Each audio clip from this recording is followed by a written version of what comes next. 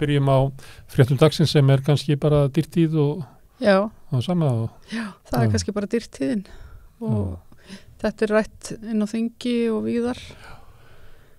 Bjarni svera sér ábyrgð og bendir á framúrakstur ríkisstofnana, svo sem heilbrigðiskerfið. Já, það var svolítið. Það var Ásgeir Brynjar, ég hvet fólk sem sá það ekki að flettaði upp á YouTube, það var í gær. Já. Og hann var að lýsa hvað það væri alvarlegt staða og hann eins og fleiri hafa bent á að verðbólga er ekki síst þessi mikli halli á ríkissjóði sem verðbólgu. Að valda verðbólgunni, já. Og það verið að sækja að þetta svo tvennt sem verið að sækja að Bjarna. Annars vegar það að reka ríkissjóð með svona rosalugum halla í miklu góðari og óðaverðbólgu og það bara, ég spurði nú Ásgeir Brynjar ekki hvort það verði ekki bara glæpsalegt. Þetta akkurat bara það sem þú alls ekki að gera. Já. En síðan líka sótt að honum að það verðbólgan veldur framfærslu kreppu, cost of living crisis eins og þau kallaði í Breitlandi til dæmis. Og þá bregðast stjórnvöld einhver leyti við að verja tekjulægstu og viðkvæmustu hópana fyrir áhrif verðbólgunar. Þau eru ekkert búin að gera neitt slíkt. Nei, og verðbólgunar er búin að éta áhrifin á öllu sem gerðum áramótin. Og það bara, þú veist, það rétt komið febrúar. Já, einmitt. Þannig að þau gerðu allt og lítið. Já. Og það verið að, en hann fór að verja sig þessu. Það er vandamáli verið það að veri framúrakstur og hann ætlaði aldeilis að taka á því seinna meir. Já, einmitt. Og svo framúrakstur hverja, það er svona stofnana og meðal þessi heilbrigðiskerfinu. Þannig að ég veit ekki, ég hef ekki eitt neitt haldaði fram að framúrakstur í heilbrigðiskerfinu sé verðbólgu hvati. Nei, einmitt. Þetta er bara línatök í ríkisfjármálum. Einmitt. En hann er að boða aukið aðhald, niðurskurð. Já, einmitt. Nei, ég ætla að segja, já, það er náttúrulega, hann náttúrulega boðar svo sem alltaf aukið aðhald sko á almenning á einhvern hátt. En og skattalækkanir. Og skattalækkanir og allt þetta. Það var að gera það fyrir næstu kosningar, miklu skattalækkanir. Já, einmitt. En það kom svolítið fram hjá Brynjari í gærkvöldi líka. Já, Ásgeiri Brynjari. Ekki Brynjari Níelsinni sem er komin á þing, hann er varðþingmaður. Hann er nú á þingi núna, tekur þátt í umræðum. Merkilegt nokk. Nei, en það kom fram hjá Ásgeiri Brynjari í gær líka að öllum líkindum hefðu kannski líka þessar vaxtahækkanir verið allt og hraðar og gerst allt og skarpt og hratt. Já, það er það er stundu sagt að áhrifin alltaf mikið í einu einhvern veginn var að tala. Nei, það er oft sagt að áhrifin af vaxtahækkunum Seðlabankans takir svona 14 til 18 mánuð að koma fram, það var svona eitthvað cirka bát. Já. Og svo hækkaru og það virkar ekki og hækka meira og hækka virkar og svo byrjar þetta alltaf að virka og þá getur komið svona niðursveiflað og keyrir bara hagkerfið niður í kreppu. Það var, við heyrðist Ásgeir vera að hafa óttast þetta, en Bjarni var síðast þegar Seðlabankinn hækkaði í febrúar, það er ennþá febrúar, fyrir í þessu mánuði, 8. febrúar. Þá sagði Bjarni, var hann svona fói og sagði það verið bara auðvitað hefði Seðlabankinn alltaf misrýna verðbólguna, alltaf veðja of lága verðbólgu, þannig að nú myndi þeir hefðu ekki hækka nóg mikið í einu. Já, þannig að verðbólga væri miklu meiri og þess vegna hefði nátt að hækka meira og fyrr. Ég veit ekki hvort þetta standist út af þessu sem er að segja hvað þetta er segfljótandi. Já, en hann var samt að líka saman við líka bara hvernig þetta er gert víða í Evrópu, það var þetta kannski bara prósent og því sem var verið að hækkum hér það var einhvern veginn brot úr prósentur skilur, það sé svo mikið yfirleitt minni hækkun. Ásgeir Brynjar var að tala um það ekki. Hann var reyndar benti á það að þegar að Seðlabankinn hækkar vexti í Skandinavíu þá hækka bankarnir vextir sína með miklu minna. Hérna er það bara regla að þegar Seðlabankinn hækkar vexti 0,5% þá bara 3 kortur seinna þá er það bara komið á almenning. Þannig að bankarnir eru með engan hátt svona með einhverju svona jöfnun til lengri tíma. Þeir bara móka þessu öllu beint á kúnana. Já, einmitt. Sem er náttúrulega bara ætti bara að banna Já, nákvæmlega. Ef það er þannig að hinn svokallaði markaður getur ekki hegðað sér, þá voru náttúrulega að setja reglur á hann og banna og setja leiguþak og hvað þeirra. Það er ekki hægt að hegða sér eins og björstía og vilja svo samt vera frjáls Nei, nákvæmlega. ef þú kemur ekki heim, María, þá færðu ekki frjálsan útvistatíma, það er þannig. Þá bara reglan að þú verður að vera komin heim fyrir 10. Já. Já, og þú heldur að það myndi virka á mig. Ég veit það ekki. Kannski ekki heldur á markaðin. Nei, ég held að það er mjög ákveðin brotavilji, en þá náttúrulega skiptir ekki máli hvort þú breytir lögunum. Nei, nákvæmlega. En það er svolítið, það sem er sérstakt við þetta var sjokk þegar verðbólgutölurnar komu í gærmorgun. Já. Og það er svona vit að það þarf einhverja stórkostlega stefnubreytingu stjórnvalda ef það á ekki að vera bara hækkun 1% stýrifærstum, jafnvel meira. Já, einmitt. Og þetta verði bara svona eins og hann var að tala líka, að þetta verði bara svona mjög langvarandi vandamál. Já, það er enginn annar tökum á þessar verðbólgu, en það er enginn að bregðast við, það er halla ríkissjóði og það er náttúrulega, það er enginn að bregðast við því. Nei. Bjarni var hann var eitthvað, það var að vera gaggrann gatið á ríkissjóði og þá sagði hann eitthvað svona, já, mig grunar að tekjur ríkisins segja eftir að verða meiri og það þarf ekki að gruna það sem að gerist í verðbólgu, segjum að þú gerir ráð fyrir þessi 5% verðbólgu, svo verður þú 10%. Þá aukast tekjurna þinnar, af vaskinum, meiri sér á launa, tekjuskatti einstaklinga, allt sem er veldutengt, kemur til þín að meira. Fjárlögin eins og það alltaf í föstum krónutölum, þannig þá batnar staða ríkissjóðs svona í sjálfu sér. En staða almenning svona alltaf bara versnar. Já, og líka staða ríkissjóðs er ekki að batna, því að þetta þýðir umverulega að þú ert að þrengja að öllum ríkisrekstri. Og þess vegna hann kannski að fara að segja núna að vandamál sé framúrakstur, sem að sömuleyti er bara eiginlega eðlilegur vegna þess að öll, þú veist, það kostar eitthvað að kaupa inn dót fyrir Landspítalann og svo hækka laun og eitthvað svona, þannig að í mikilli verðbólgu þá er bara dýrar að reka óbreyttan Landspítala. En þá vil Bjarni kalla það framúrakstur á meðan að hann er svolítið svona stæra sig af því að þessi auknar tekjur ríkissjóðs eins og hann hafi búið til eitthvað svona gott umhverfi út í samfélaginu þannig að ríkissjóðu standi sér betur. Já, nákvæmlega. Stundum er umræðunar þessi mál svo langt frá því að vera bara jarðtengdar. Já, einmitt. Og ekki síst þegar umræðu Bjarni er að tala. Einmitt. En það er svona uggur út af, sjást ég veit ekki hvort að setja marka, en svo kallaða markað, að það er fallið bref í kaupillin lækka mikið. Hlutabréf hafa lækkað, einmitt. Kannski 3% á 2 dögum, rúmlega það. Ég veit ekki, það er svona eins og 50 milljarðar hafi allt í nökuð upp. Og ég held að sé út af því að eins og ég segi að þegar verðbólgan er komin á þetta skrið og þær aðferðir sem eru að nota hinga, það er auðvitað ekki að virka. Og þá til þess að trúa því að hún minki, að þá þarf það að trúa því að það verið stefnubreytingar stjórnvöldum sem ég held að engi trúi. Það er ekkert að gerast. Það finnst mér að vera svona uggurinn í bænum. Já, einmitt, nákvæmlega. Og þá kemur það fram eins og býtu, já, við erum bara föst í svona verðbólgu, hún er ekkert að fara og hvað er ég að geima arfin eftir mömmu, þú veist, ef ég 10 milljónir og ef við geimum hann bara inn á bók að þá verður hann 9 milljónir. Einmitt, já. Það er svona vandi.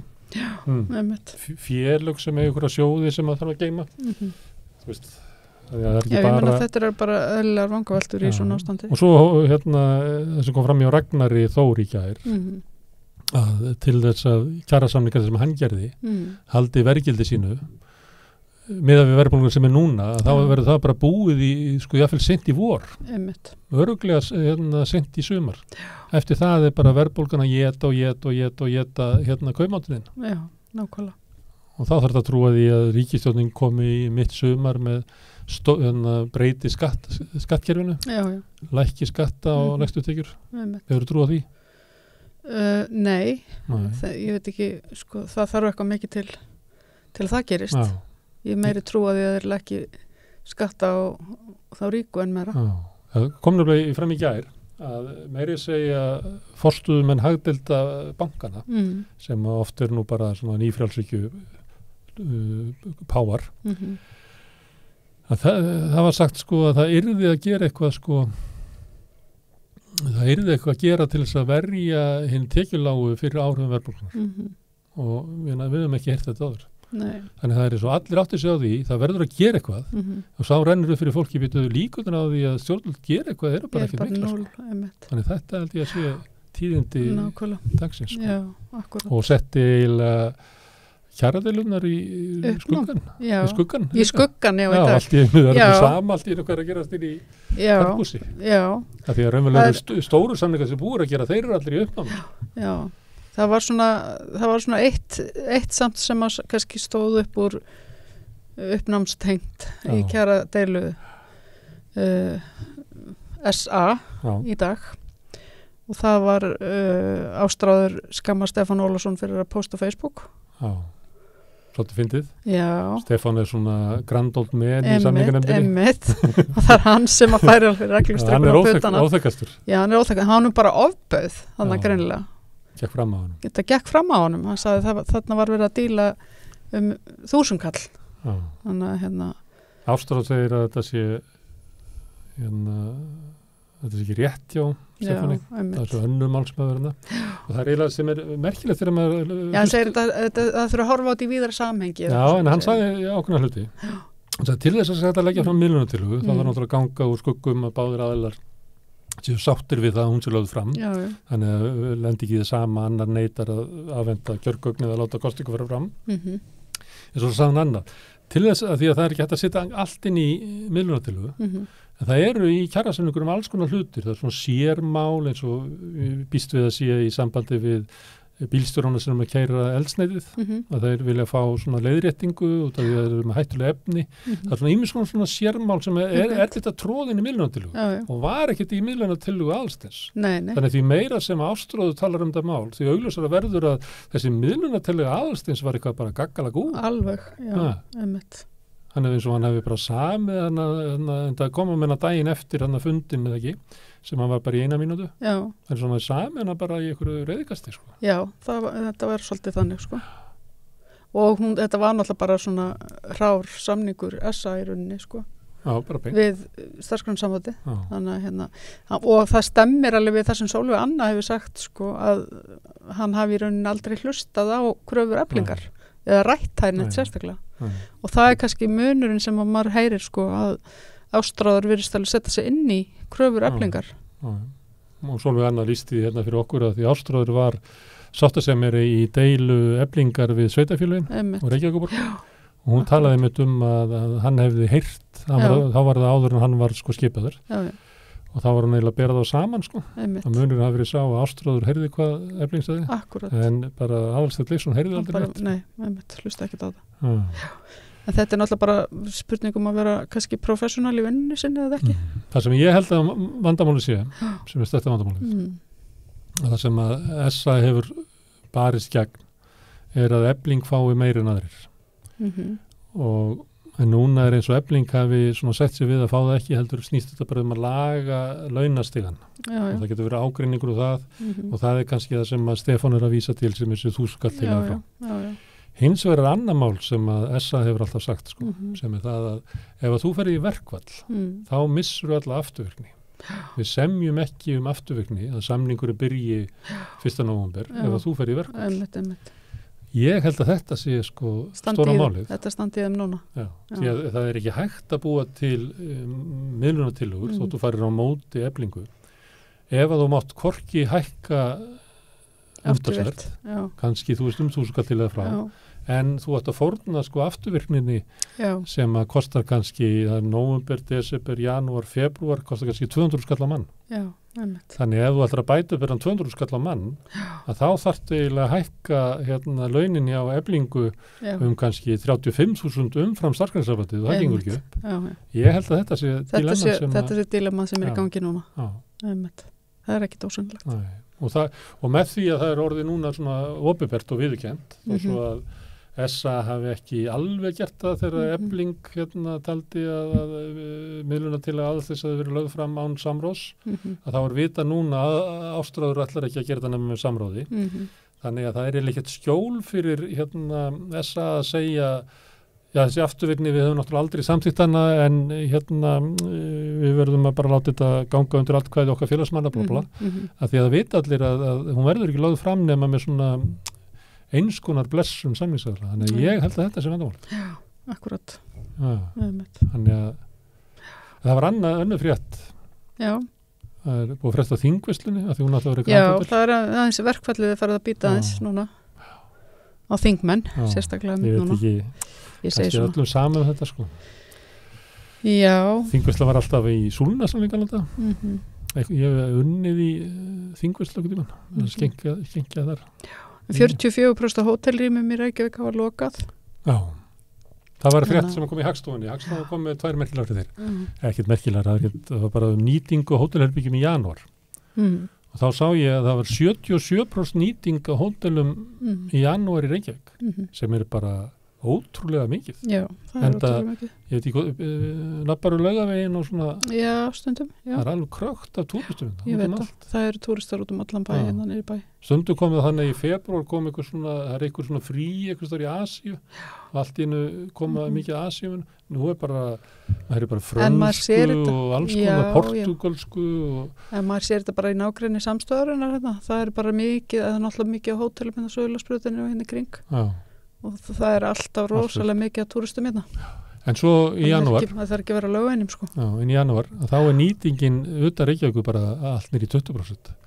Þannig að það að hótelin sé að loki Reykjavík er líklega skona eins og meirinn helmingurinn sé að þú veist, það er miklu meira að því að það er ekki margir sko í tjaldi á Örafum í februar. Í kuldanum, nei. Heldur áruf. En það var hinn frétti sem kom í Hagstofunni. Já. Við komum með áætlunum landsframleiðslu í fyrra. Og það var held ég 6,7% hagvöxtur í fyrra. En þeir eru líka með landsframleiðslu á mann sem er 3,7% í fyrra. Þeir eru verið að semja kaup og kjör. Þá var það yfirleitt þannig að til þess að halda óbreyttri skiptingu milli launafólks og fyrirtækjaeigenda. Að þá þarf launafólki að fá verðbætur á launin sín og framleiðniaukningu sem við getum sagt að sé landsframleiðsla mann svona heilt yfir. Nú er 10,2% verðbólga og það er 3,7% landsframleiðsla mann í fyrra jógst. Þannig það ætti að vera að tala um svona 14% pluss sem lágmark. Ef að það er samið minna að þá er launafólk að sætta sig við það að fyrirtækjaeigendurnir fái meira. Já. Þannig að og ég man eftir þegar var verið að semja þarna í nóvember samningarna sem var gengið frá hann í byrjun desember að þá var látið grundvallar svona mata á stöðu þjóðarbúsins og fleira sem að samtök atvinnulífsins hafði búið til. Það hafði gert það þarna sem að var hagfræðingur Konráð sem var hagfræðingur viðskiptaráðs og er núna orðið svona hagráðunautur SA. Þar var verið að tala um framleiðinni og eitthvað svona. Þeir pössu sig á því að tala ekkert um framleiðinni í síðasta ári. Þannig að á bakvið svona matið á því hvað væri svigrúmið svo kallaða, þá vantaði þetta. Og 3,7% í það sem að var samið 6,7% hjá viðnaðamönnum og verslunarmönnum er bara ótrúlega mikið sko. Já, einmitt. Þannig að mér finnst þetta að vera enn eitt forsendubresturinn. Þetta er enn eitt forsendubresturinn sko. Það verðbólgan, vaxtahækkanirnar og svo að sko góðærið er miklu meira heldur en að vera látið. Já, nákvæmlega. Einmitt. Hvað er þetta meira? Heyrðu, það er frosinn fasteignamarkaðurinn. Já. Guðmundur Hrafn Arkinsson sem að stundum skrifa frétti fyrir okkur inn á samstöðinni, hann hefur verið að benda á þetta og svo var núna á samstöðinu var líka grein eftir mann sem að er hagfræðingur á okkur fasteignastofu sem að sýndi þetta ágætlega. Ég hefði nátt að taka með okkur grafið sem hann var með. Af því að það sést hvenar fasteignamarkaðurinn frýs. Það er núna í haust þegar að Seðlabankinn þrengir að lántökuskiljurum. Það er ekki vaxtaákvörðun. Nei, það er þrengja lántöku. Og það er bara, línan er eitthvað svona bara að ferða svona einhver línu að gera. Svo kemur þessi ákvörðun og það bara pum, bara fellur. Það bara komst fólk ekki í gegnum greiðslumat. Það er bara eftirspurn eftir húsnæði. Þetta er bara eins og fuglskotin á færi sko, á lofti, hann bara fellur í línan. Og er núna komin á eitthvað stað sem að ég held að sé bara eitthvað stað stutt eftir röðun. Já, þetta er alveg, þetta er svakalegt. Já, og verðið er frósið, og það er gert með því að drepa eftirspurn eftir húsnæði hjá lágtekjufólki og fyrstu kaupendum. Þörf þeirra fyrir húsnæði fer ekki. Nei. en hins vegar bara frís markaðurinn. Þetta fólk fast inn á leigumarkaði sem líklega má búast við að bara off-hitni. Já, og svo kannski þeir sem að líka hafa tekið tekið þessi lán sem að óverðtryggð lán og eru komnir í bara vandræði, komast ekki illa út úr því líka. Þannig að þetta allt í þessu sko. Fólk getur ekki endur fjármagnað, þetta bara... Það að ég að tala gröf, það leiðilegt að ég að tala gröf en get ekki sýnt þau. En ef maður ef ég tek óverðtryggð lán og þá Húsnæðis- og mannvirkjastofnun birtir alltaf einu sinni mánuði skýrslu og eitt graf sem hún fylgir eftir sem sagt hvað getur tekið mikið lán fyrir 200.000 króna greiðslubyrði og fyrir bara ekki bara 30 svona í lok ársins 2021 að þá gastu tekið 50 milljón króna lán. Já, gast ekki svo hátt. Það dottið niður í 28 miljónir núna. 28, já. Og þá eftir að koma áhrifin af vaxtahækkun 1 eða 2, þannig að þetta endar bara í að vera helmingurinn. Þannig að þarna dæmi um að hvernig fólk frist úti, en svo gerist það að greiðslubyrðin. Þau eru með 40 milljón króna láni sem að var þarna 150.000 krónur og komið upp í 275, hækkað 125.000. Þegar að vextinni voru lágir, að þá var fólk sem var búið að vera lokað inn á leigumarkaði fristast til þess að fara inn og það var hagkvæmast að taka óverðtryggð lán. Það fólki sem lendir í þessari klemmu og það allt í einu þarf að borga 125.000 krónur meira heldur þú gerðir þegar þú varst að gera plönin. Og þá segir fólki að þú hefðir átt en ég veit að bara eina leiðin til þess að eignast húsnæði var að taka 40 milljón króna lán að þessu, en núna allir komið með 125 milljón króna meira og þá sagt ég að þú verður bara að skipta yfir í verðtryggt og þá fer fólki í bankan og fer í greiðslumat bara sorry kennst ekki greiðslumat. Þetta það sem honum var mjög tíðrætt Seðlabankastjórunum Ásgeiri þegar hann var satt fyrir svörum hann daginn hjá þinginu að það var bara, fólk getur alltaf, það ekkert mál, fólk getur alltaf skipt yfir í verðtryggð lán. Ekki í fátækastafólki. Nei, það nefnilega máli. Og það situr eftir, af því að þú fer ekki í greiðslumat, þá borgar þú 125.000 skalli meira, hver mánaðamót. Hver mánaðamót, þá segja fyrir því. Ég veit það. Búin að éta líklega, séreignarsparnaðinn. En þetta sama hátt og náttúrulega fólki sem á leigumarkaði þarf ofta að borga ennþá meira heldur fólk sem á sitt eigið húsnæði hefur geft náð að kaupa. Það bara búið að sitja í vonleysinu allan tíman en þetta svona dæmi eitthvað sem hélt að vera í sloppin. Já, hélt að vera í sloppin en svo var hann ekki. Þetta er svo hryllingsmynd. Þetta er eins og hryllingsmynd. Svo allt í nú bara rís upp. Já, ég veit það. Þetta alveg. Ásgeir Jónsson. Svakalegt. Já. Heyrðu, lífeyrissjóðirnir slutu viðræðum við ríkið. Já, sem var svolítið fyrir séð. Ég veit ekki hvort að ykkur komið þetta óvart, ég held ekki. Skuldakrefin. Þetta, ég veit ekki hvort að fólk mani þetta, en Bjarni Ben birtist hérna í haust og sagðist alltaf að eyða skuldum sem hefur safnast upp eða snjóhengju eða hvað þetta kalla það fyrir séð að óbreyttu að mun ríkissjóður tapa 400 milljörðum. Það eru 5 landspítalar nýr á skuldabréfaútgáfu Íbúðalánasjóðs. Og hann var með eitthvað hugmyndur að neyða lífeyrissjóðina sem eiga megnið að þessum bréfum til þess að kyngja megninu á tapinu. Hann ætlaði bara að taka eitthvað hluta á ríkissjóð sem að þýðir að þú tapar í sem skattgreiðandi eða hvernig að orða og flytja tapið yfir á lífeyrissjóðina þannig að þú tapir í sem eftirlaunaþegi. Og lífeyrissjóðinir hafa eiginlega hafnað þessu frá upphafi og þeir komu strax með eitthvað svona lögfræðiálit og svona sem að kannski ætla að verja þetta, þannig að þeir segja núna við ætlum ekki að semja við þig og ef þú setur þessi lög sem þú hóta að þá bara sjáumst við í dómstólnum. Þannig að þetta mun halda áfram. Já, einmitt. Heyrðu, Svala Jóhannesa Ragnheiðardóttir segir í viðtali í dag að Reykjavík get ekki einséð gistiskýli og þjónustu við heimilislausa. Ríkið þurfa að koma til og hún ekki starfsmaður Reykjavíkurborgar? Nei. En hún hjá Rauða krossinum. Ég ætla að tala við hana Kolbrúnu Kolbeinsdóttir hérna eftir og heyra aðeins hennar úttekt á stöðu þessara gistiskýla. Aðalega þess gistiskýli fyrir konur sem konukott, sem þetta eina. Og hver fjármagnar konukott? Það Reykjavíkurborg fjármagnar það, en þetta eina gistiskýli sem útvistað í rauninni. En fjármagnin kemur frá Reykjavíkurborg? Rótin sem sér reksturinn.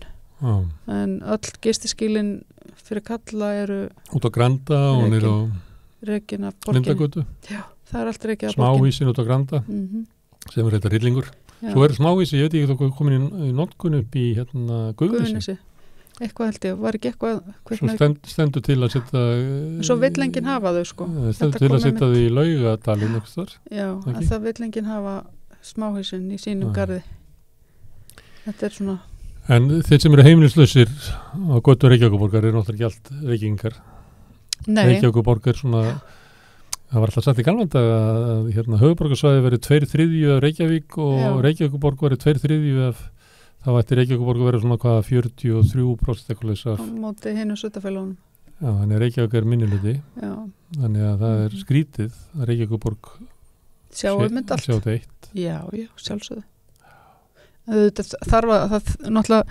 Það bara þarf að setja einhvern veginn meiri einhver lög og reglugerðir í kringum, sko það ekki til neinn heildstuð stefna einhvern veginn í þessu málum, virðist vera. Þannig að það þarf einhvern veginn að bæði varðandi reksturinn á svona fyrirbærum eins og neyðaskýlum eða fíkni biðstöðum. Hvernig þjónustofu fatlaða fjármögnuð? Hún fjármögnuð í gegnum sveitarfélög og ríki. En ekki þetta? Nei, þetta virðist vera svolítið bara á sveitarfélögunum. Margir þeir sem heimilislausir mætti segja þessu fallaðir? Já, það nefnilega málið og það var það sem kom svolítið fram í viðtalinu sem ég tók við hana Kristínu Davíðsdóttur í gær, að ef að þú ert með mannesku sem að glíma við fíknisjúkdóm og heimilisleysi og allan hennan pakka, ef að manneskjan kemst yfir á það að vera sko með fötlunamat og komast einhvern veginn inn í kerfið á þann hátt að þá hann sko mikið betur settur. Þá getur hann komist inn í einhver svona búsetu úrræði sem að henta kannski mjög vel. Ég hef endar svo trú á því að fólk berjast fyrir eigin hagsmunum og það eru til sjúklingahópar sem ég geti verið í félagi Flógavíkra og hann geti allir verið í nema alkarnir áfengis- og vímundasjúklingar. Þeir eru ekki með svona félag. Það er til S.A.A.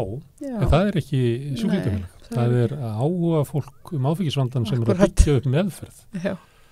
Sem svona gert kraftaverk. Ég var formaður eins og ég svo. Þá var einmitt sko að við erum að eina af þessum við getum ekki bara verið það að vera hollvinasamtök Vox og meðferðarinnar. Heldur erum við að taka því alvarlega að vera hagsmunabaráttu félag sjúklingahópsins og berjast fyrir sko félagslegum úrbótum og öðru slíku. En það er svolítið flókið að breyta svona, það er einhver kultúr í félagi en raunverulega þú pælir í því að ég veit ekki hvort það setja að telja hausana að þetta með stærri sjúklingahópum í landinu. Já, það er alveg klart mál sko. Og langtleittir áfengis- og vímunarsjúklingar eru forveikt fólk sem að fær ekki þjónustu og bara hérna á götu eins og holdsveikissjúklingar voru á miðöldum. Já, einmitt. Já. Utan borgarmúrana. Já, setta bókasafnið. Setta bókasafnið sko. Já, þannig að þeir eru ekki hluti af svona eitthvað sem maður myndi segja að veri bara eðlileg. Þetta fólk upplifir bara það ég aðeins sett alls þar, það kemur inn í búð og það beðum að fara. Alls konar fordómar sko. Já. Betur, ertu ekki bara að fara í 3 meðferðir? Við getum ekki stuttið áfram sem sjúkling. Nei, einmitt. En þú segir þetta ekki við krabbameinssjúkling. Nei. Betur, fórstu ekki geisla og lyfjameðferð og þá verður þú bara eiga þetta sjálfur. Þannig að alls konar svona vitlis í gangi sko. Já, og það sem svo